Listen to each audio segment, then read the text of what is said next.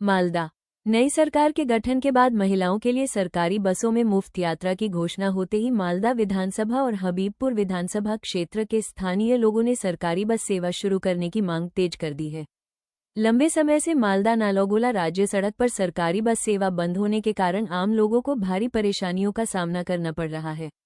हर दिन हजारों लोग इस मार्ग से यात्रा करते हैं, लेकिन सरकारी बसें नहीं होने के कारण यात्रियों को मजबूर होकर निजी वाहनों पर निर्भर रहना पड़ रहा है।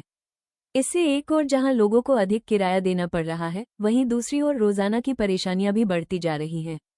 सबसे ज्यादा दिक्कत महिलाओं को हो रही है। नई सरकार द्वारा महिलाओं के लिए सरकारी बसों में मुफ्त यात्रा की सुविधा घोषित की गई है, लेकिन मालदा नालोगोला मार्ग पर सरकारी बस सेवा बंद रहने के कारण इस क्षेत्र की महिलाएं इस सुविधा से पूरी तरह वंचित हैं। नौकरी, इलाज, पढ़ाई और अन्य जरूरी कामों के लिए प्रतिदिन यात्रा करने वाली महिलाओं को मजबूरी में निजी वाहनों में अधिक किराया देकर सफर करना पड़ रहा है। স্থানীয় বাসিন্দা অবশ্যই আমরা তো অসুবিধাতে পড়বই, তাই আমরা সরকারের কাছে এটাই আবেদন করতে চাই যে যেন এই মালদা নালাগোলা রুটে অবশ্যই 2-4টে স্টেট বাস দেওয়া হয়, তাতে আমাদের মহিলাদের যেন সুবিধা হয় এবং আমরা সরকারি সুবিধাটা নিতে পারি। কারণ আমরা এই সুবিধা থেকে বঞ্চিত হয়ে যাব যদি বাসটা না দেওয়া হয়। আর আগে স্টেট বাস চলতো, তবে মাঝখানে বন্ধ হয়ে গেছে। তো সরকারের কাছে বিশেষভাবে অনুরোধ জানাচ্ছি যেন অবশ্যই এই লাইনে মালদা নালাগোলা রুটে স্টেট বাস কয়েকটি দেওয়া হয়। আগে সরকারি বাস চলতো, এখন সরকারি বাস পুরোপুরি বন্ধ। আপনি কি ব্যবস্থা নেবেন?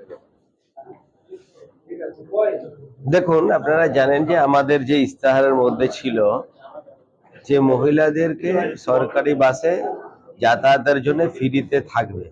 তো আমাদের যে নালাগোলা টু মালদা, মালদা টু নালাগোলা, নালাগোলা টু একদম কলকাতা যে সরকারি বাস যাতে চালুর ব্যবস্থা থাকে, সেটা আমি আবেদন রাখবো, বিধানসভায় বলবো। আমাদের এখানে তৃণমূল সরকার থাকার পর সরকারি বাসগুলো সব তুলে দিয়েছে, সরকারি বাস যাতায়াত বন্ধ করে দিয়েছে।